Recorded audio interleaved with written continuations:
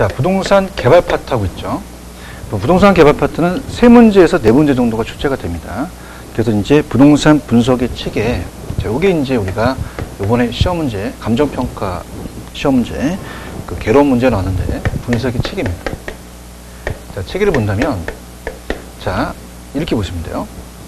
자, 우리가 만약에 갑이라는 건설회사가 지금 어느 지역에, A 지역에 아파트 사업을 하고 싶습니다. 그럼 지역 경제가 좋아야 되죠. 지역 경제를 먼저 봐요. 그래서 우리가 갑이, 자, 아파트 사업을 한다. 특정 유형의 부동산을 봅니다. 특정 유형의 부동산. 자, 그러면은, 자, 그 지역에 어떤 거시적으로 인구도 많아야 되고 소득도 높아야 돼요. 자, 그렇다고 한다면 이제 어떤 그 아파트만 보는 게 아니라 상가도 있어야 되니까 모든 부동산을 분석합니다. 모든 부동산. 자, 그 다음에 이제 먼저 시장이 먼저고 다음에 시장성이라고 말씀을 드렸죠. 앞쪽에서. 자, 그래서 여기까지 이제 시장과 시장성에서 시장은 우리가 특정 유형의 부동산의 수요 공급 사항입니다. 수요가 많아야 되죠. 그래서 그 지역에, 그죠? 그래서 한정된 지역이죠. 국한되어 있습니다. 그래서 그 일부 지역에서 그 시장성이라는 건 거래될 수 있는 능력, 매매되거나 임대될 수 있는 능력을 본다. 자, 그래서 거래될 수 있는 능력을 보거든요. 그 다음에 타당성이 있으면 투자를 합니다. 타당성을 봐서, 자, 수익이 비용보다 커야지만 투자를 판단한다는 거죠. 그래서 이게 한번 시험에 나왔었어요. 그래서 어떻게 암기하시냐면, 지역을 결정해서 타당성이 있으면 투자합니다. 그 시장은 2글자, 시장성은 3글자. 얘가 먼저 나와야 되고요.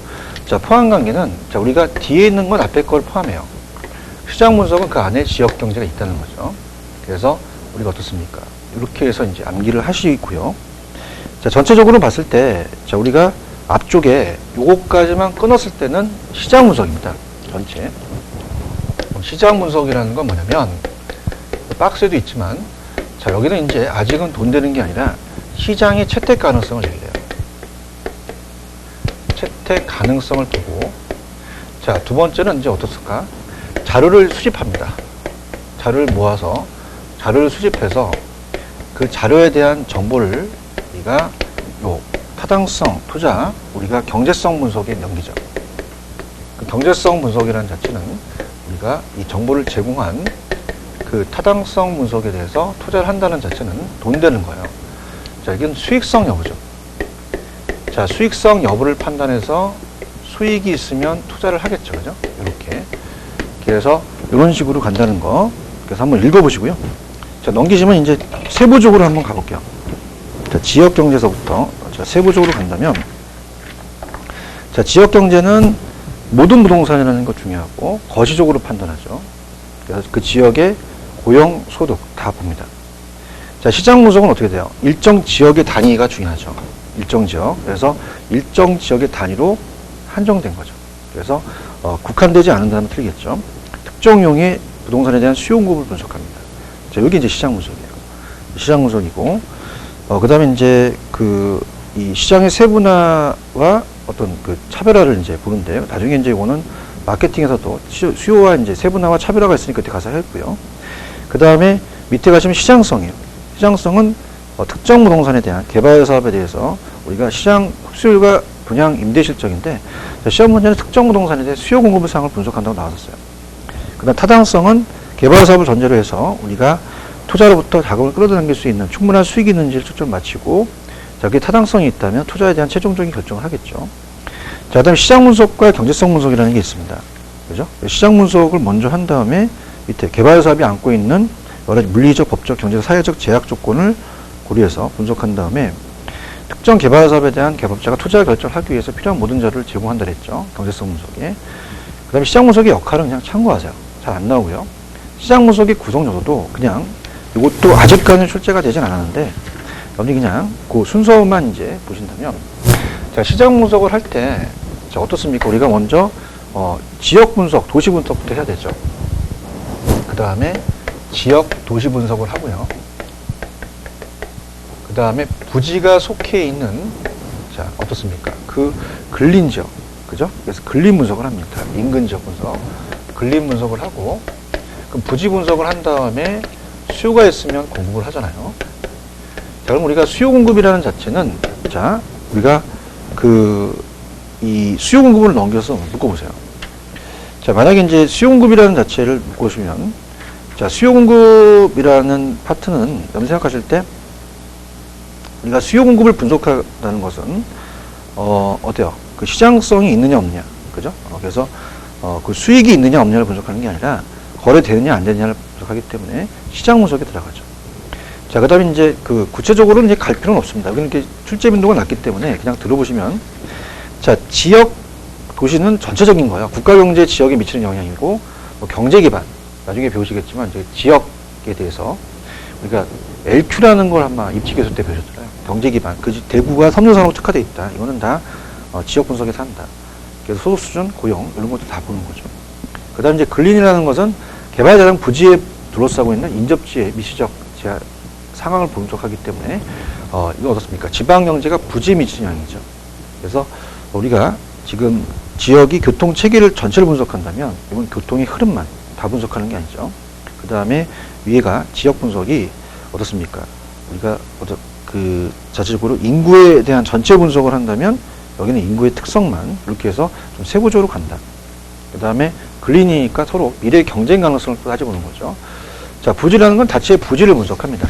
그래서 우리가 지역지구제 같은 경우도 무슨 지역이냐, 그 지역의 주거상업공업 중에서 이런 것들은 이제 지역 분석이 하는 게 아니라 부지 분석에서 한다.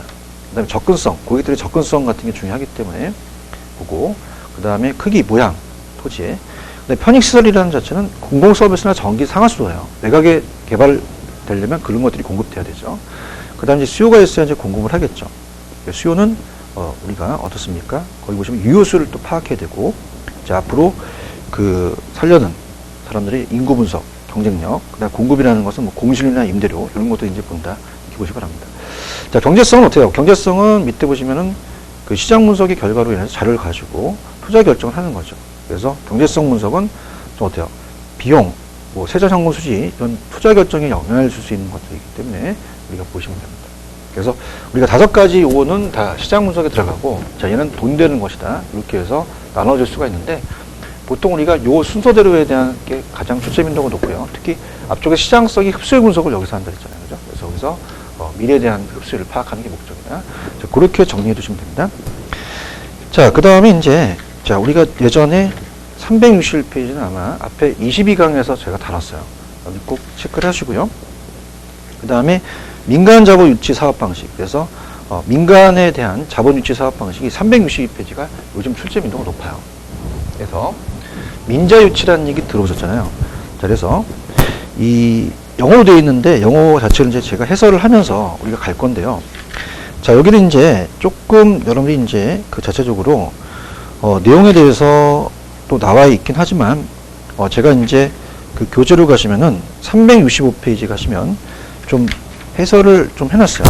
365페이지로 좀 가겠습니다. BTO, 자, 우리가 BTO가 이제 BTL 방식이 이제 잘 출제가 되거든요.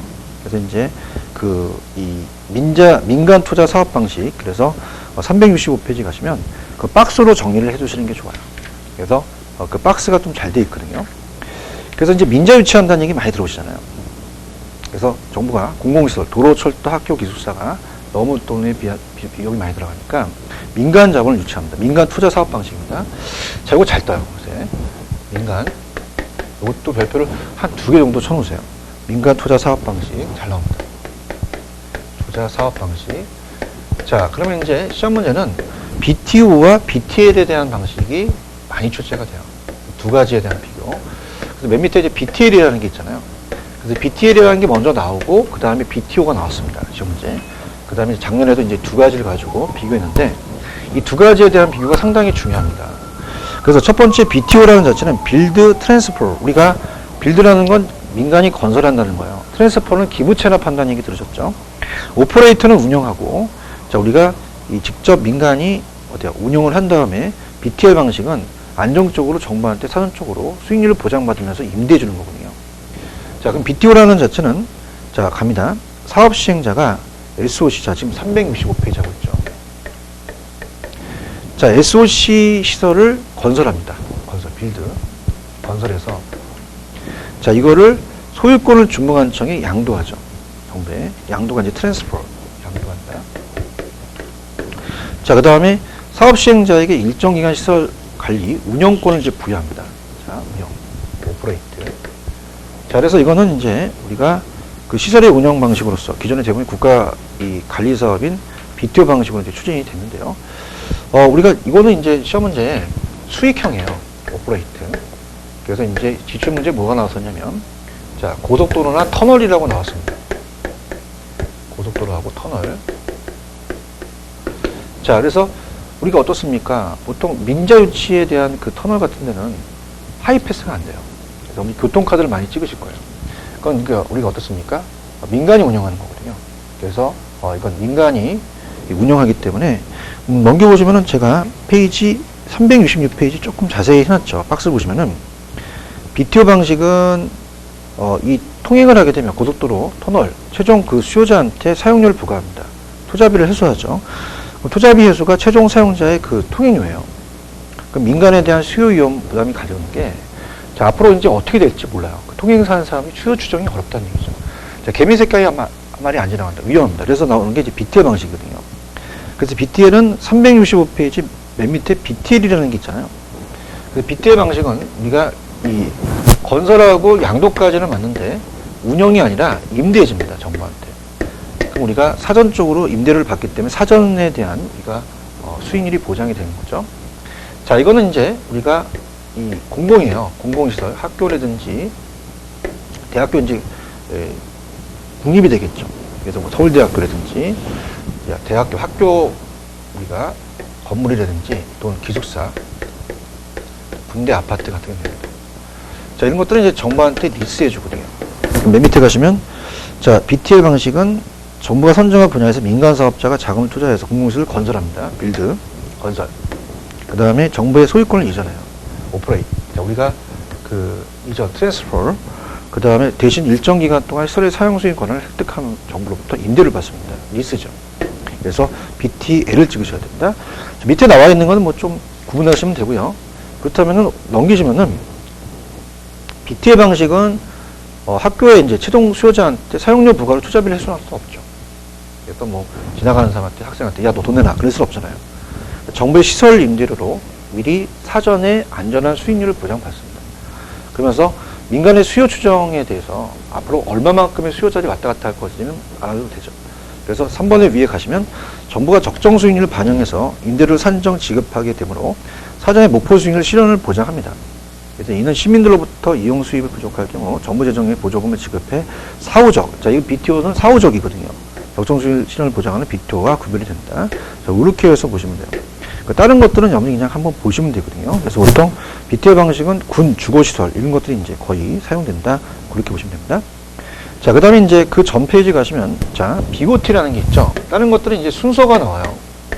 자, 근데 이제 요거는 조금 제가 그 전에 야매가 이제 그 시험 문제 먹혔는데 자, 이렇게 요구를 했거든요. 자, 이게 터널입니다. 버스, 택시가 터널을 지나는데 돈을 받습니다. 그죠? 터널. 그래서 요게 그대로 떴어요. BTO 방식이 그대로 떴다는 거.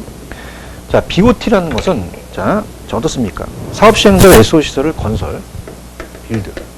그 다음에 소유해서 그 시설을 운영, 오퍼레이트.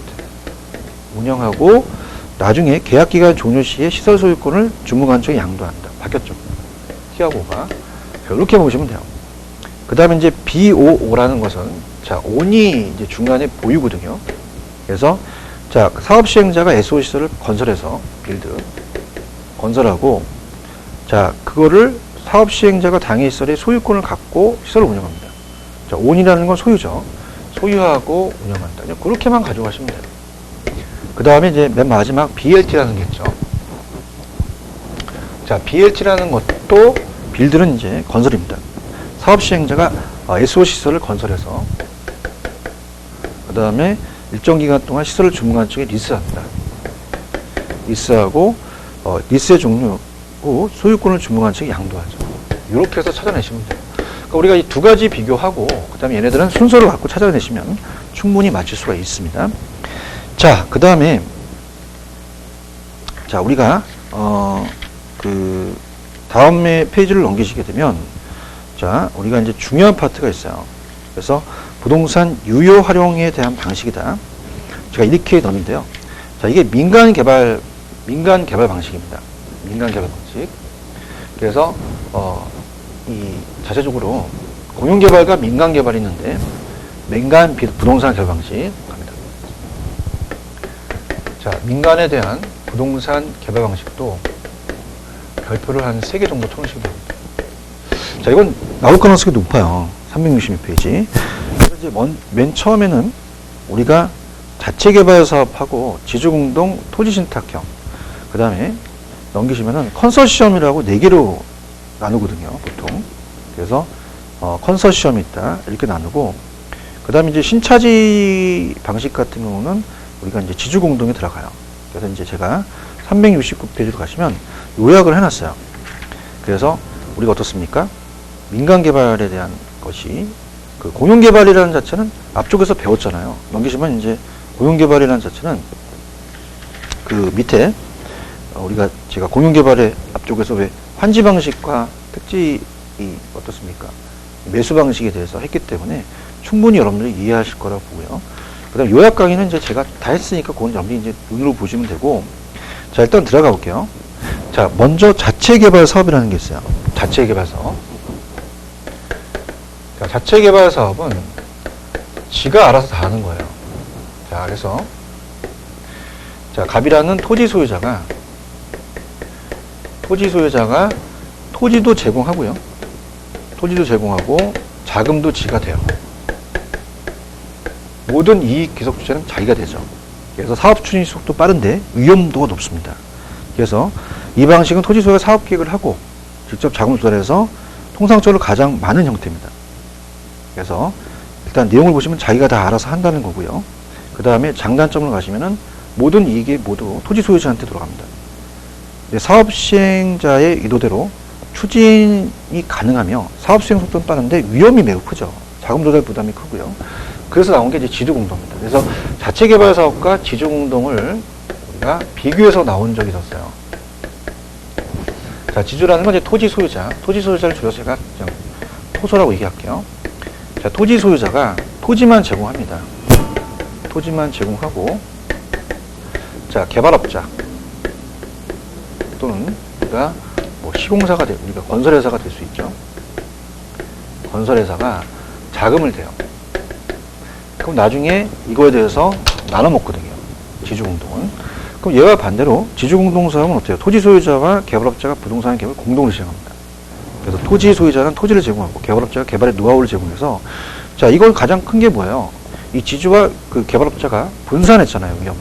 그죠? 여기서 우리가 아까 자체 개발 사업과 반대고, 그 대표적인 게 이제 그 공사비 대물 변제형이에요. 그래서 공사비를 대물로 변제한다. 자, 대물은 이제 건축물로 변제한다는 거거든요. 그럼 예를 들어서 얘가 60억을 냈자. 우리가 토지가 60억이 됐고 얘가 40억을 내서 전체가 100억이 들어간다고 봐요. 그럼 나중에 6대4로 나눠 먹어야 되거든요. 이게 이제 대물로 준다는 게 건축물로 줍니다. 건축물에 대한 일부로 제공합니다. 자, 그래서 보시고요. 근데 분양금 공사비 지급형은 달라요. 자, 분양금 공사비 지급형은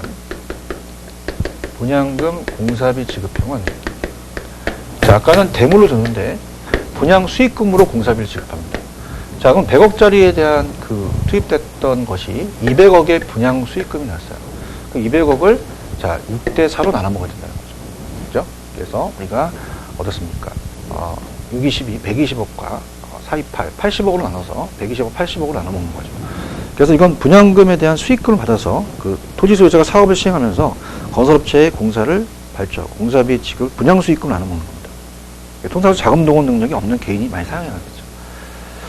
자, 그 다음에 이제 이 공사비 대물 변제는 뭐 공사비는 건설업체가 조달하지만 그 외에 사업비 조달은 토지 소유자가 하거든요. 그러니까 건설업체가 대여하기 때문에 네가 한 거 없으니까 넌 그냥 대물로 가져가 이렇게 하는 거죠. 투자자 모집형은 나올 가능성이 좀 적어요. 자, 우리가 조합 아파트는 무조건 투자자 모집형입니다. 자, 조합 아파트의 조합원이 구성이 됩니다. 토지 소유자가 토지도 되고 자금도 돼요. 그러면서 나중에 그 사업 자금을 마련하기 위해서 일정한 그 투자 수익을 지분을 투자자한테 모집해서 투자자한테 지분을 주는 거죠. 그래서 그렇게 보시면 되고요. 자, 근데 이제 가장 출제 빈도가 높은 게 이 지주공동사업의 사업 위탁형과 토지 신탁형이 잘 나온다. 그래서 이 두 가지의 비교인데요. 지주공동의 사업 위탁과 토지 신탁은 좀 다르거든요. 자, 사업 위탁이라고 이제 나온 책자도 있고 사업 수탁이라고 나온 책도 있어요. 자, 그러면 자, 이거는 이제 사업 자체를 우리가 위탁을 하는 거고요. 토지 신탁은 토지 자체를 넘겨버린 겁니다. 그래서 가장 큰 이 차이점은 자, 토지 소유자가 얘는 소유권을 이전 안 합니다. 개발업자한테. 그래서 개발업자한테 자, 소유권은 절대 이전을 안 해요. 소유권 이전하지 않는다. 자, 그래서 토지 소유자가 토지도 되고, 자, 토지도 제공하고, 자금도 조달합니다. 자금도 조달. 그래서, 개발업자가, 야, 너, 나한테 줘. 토지랑, 그, 자금을 다 주면, 내가 다 알아서 해줄게. 개발의 노하우가 있거든? 그러면 수수료만 먹어요. 그래서 얘는 소유권이 안 넘어가는데, 자, 밑에 토지 신탁형은 달라요. 자, 토지 신탁형. 번호를 매긴다면, 자체 개발 사업, 그 다음에 지주 공동 사업, 그 다음에 토지 신탁 컨소시엄이 있거든요. 그렇게 우리가 시험 문제는 종류가 나왔었습니다. 그럼 우리가 토지 신탁형이라는 자체는 자, 토지 개발이라는 게 생략이 됐죠. 토지 개발 신탁. 자, 그래서 우리가 이제 일단은 이 수탁형, 위탁형이라고 얘기하는 건 맡기는 사람이 위탁자예요. 자, 이걸 수행하는 사람이 수탁자입니다. 그럼 위탁자 입장에서는 위탁을 한 거고 수탁자 입장에서 수탁이 된 거거든요. 그래서 두 가지를 다 사용해요. 근데 토지 신탁은 자, 어떻습니까? 자체적으로 우리가 이제 이건 동그라미 1번, 2번, 3번 매길게요. 자, 이거는 소유권이 넘어가요. 자, 토소가 토지 자체를 넘깁니다. 자, 갑자기 토지 소유자가 소유권을 넘겨요. 우리가 공시법 시간에 부기등기라는 걸 배우십니다. 형식적 소유권이 넘어가죠. 형식적인 소유권이 이전이 됩니다. 자, 이전이 되면은 어떻죠? 우리가 그 신탁회사한테 넘어가거든요. 자, 그러면 신탁회사가 토지 소유자가 돼요. 토지 소유자가 되고, 자, 토지 소유자가 되고, 자금 조달도 자기 신용으로 자금 조달을 합니다. 자기 신용으로. 그 모든 명의를, 사업 명의를 신탁회사로 가는 거죠. 자, 그러면서 모든 책임이 또 있습니다. 책임에 대한 또 권한이 있다는 것도 나왔었고요. 자, 그러면 우리가 맡긴 사람을 수탁자라고 하고, 신탁법에 의해서 우리가 위탁자죠. 위탁자라고 하고, 자, 이걸 수행하는 사람이 수탁자, 계약을 합니다. 자, 그러면은 계약을 하면서 자, 보세요. 형식적이니까 언제 돌려주니까 기간이 있겠죠. 그 다음에 목적이 있습니다. 보통 토지는 거의 다 토지를 관리한다는 것보다 토지에 대한 개발 신탁이죠. 그래서 얘도 나중에 수수료만 먹거든요. 그럼 얘는 우리가 차이점은 소유권이 이전되지 않고 이전되지만 똑같은 건 수수료 발생해요. 그 수수료 발생하는 건, 자, 따라보세요. 탁자가 들어가면 다 발생합니다. 수탁, 위탁, 신탁. 근데 아까 지주공동사업에 우리가 공사비 대불변제형은 자, 이건 어떻게 됩니까? 이건 공유하는 거죠. 둘 다. 수수료 발생하지 않죠. 자, 그래서 토지 신탁형은 자신의 토지를 신탁회사한테 위탁을 해요. 개발관리 처분하는데. 자, 그래서 사업위탁 방식과 유사하나 가장 차이점은 신탁회사 형식상의 소유권이 이전됩니다. 신탁기간이 종료되면 신탁회사 토지 소유자 토지를 건물 반환합니다. 자, 그럼 좀 더 심화학습을 본다면 오른쪽에 보시면은 369페이지 토지 신탁이 있어요. 그럼 제가 반환한 데까지 갔죠.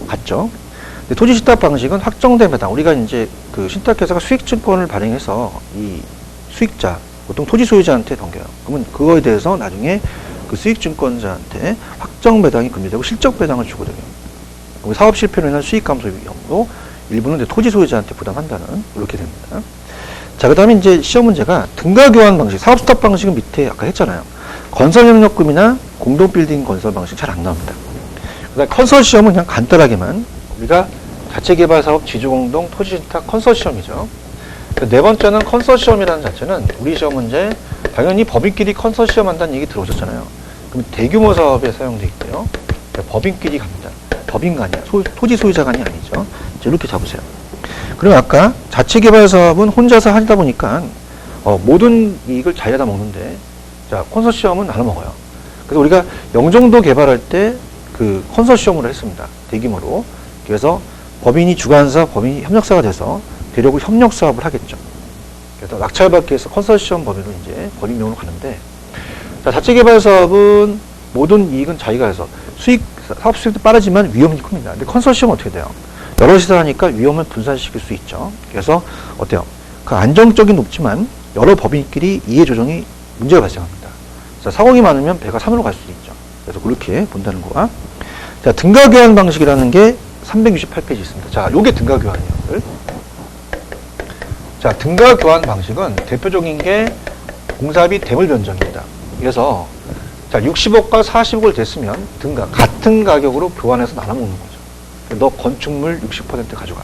그래서 토지 소유자의 토지 위에 개발업자가 건축비를 부담해, 그 다음에 건축물의 면적을 토지 소유자와 개발업자가 토지 가격과 건축비 비로 나눠 먹는 거예요. 그럼 등가 교환 방식은 수수료 문제가 안 생기죠. 탁자가 들어간 것만 수수료 문제가 생깁니다.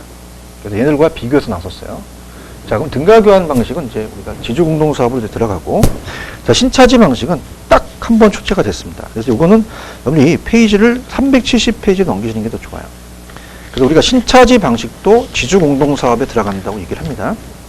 자, 그럼 신차지 방식이라는 자체는 새로운 차지 방식이죠.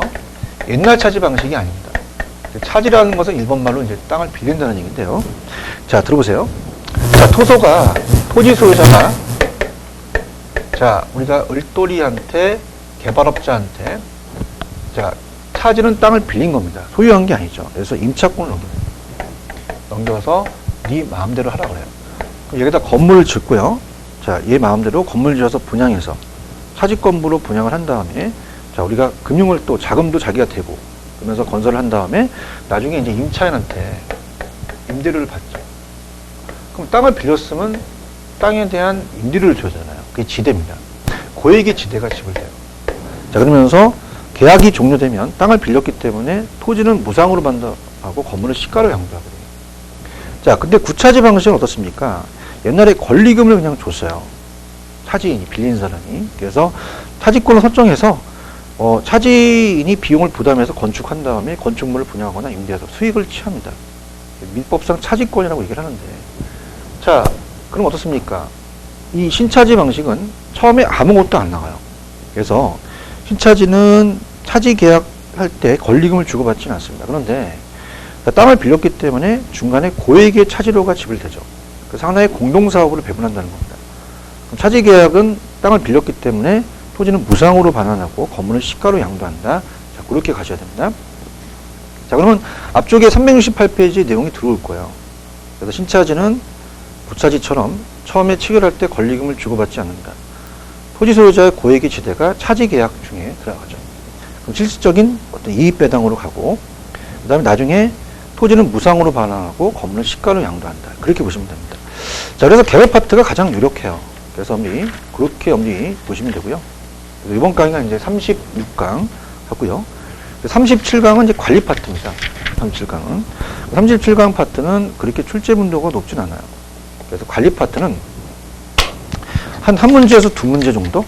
마케팅은 하나입니다. 그래서 다음에 이제 연결시킬 부분이 마지막 이제 감정평가가 6에서 7문제 정도 나오거든요.